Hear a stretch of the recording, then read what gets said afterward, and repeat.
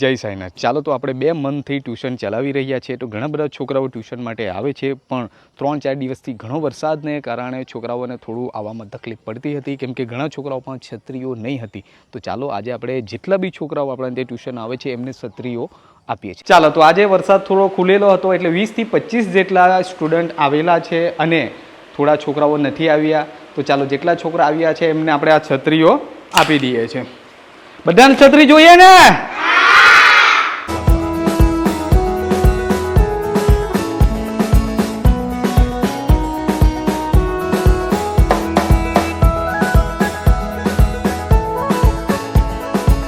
ચાલો તો તમામ વિદ્યાર્થીઓને, જે નાના વિદ્યાર્થીઓ છે એમને નાની છત્રીઓ આપીએ છીએ, અને જે મોટા વિદ્યાર્થીઓ છે એમને મોટી છત્રી આપવાનો પ્રયત્ન કરીએ છીએ।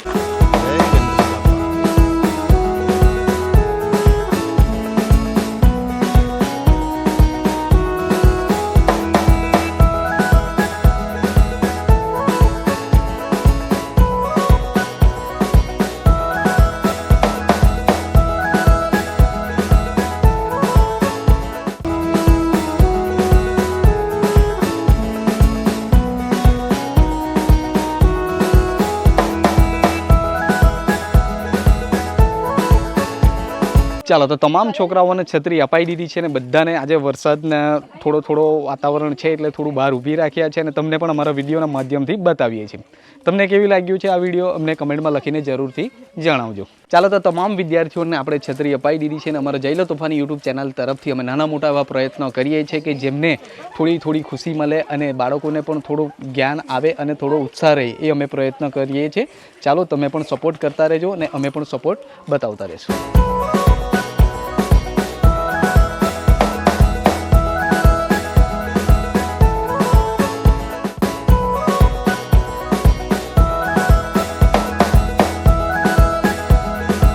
ચાલો તો તમામ બાળકો ખૂબ ખુશ થઈ ગયા છે, કેમ કે વરસાદનો મોસમ છે એટલે આપણે એમને જે કંઈ સ્કૂલે જવા માટે જે તકલીફ પડે છે એવી વસ્તુઓ આપવાનો પ્રયત્ન છે। અને તમને કેવું લાગે છે જે અમે વિદ્યાર્થીઓને અમારાથી જેટલું બી નાની મોટી જે સહાય થાય છે અમે કરવાનો પ્રયત્ન કરીએ છીએ, તો કમેન્ટમાં જરૂરથી લખજો।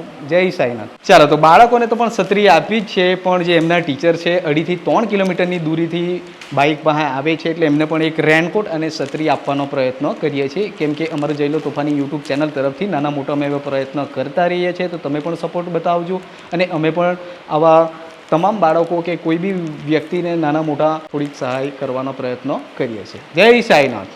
જય સાઈ।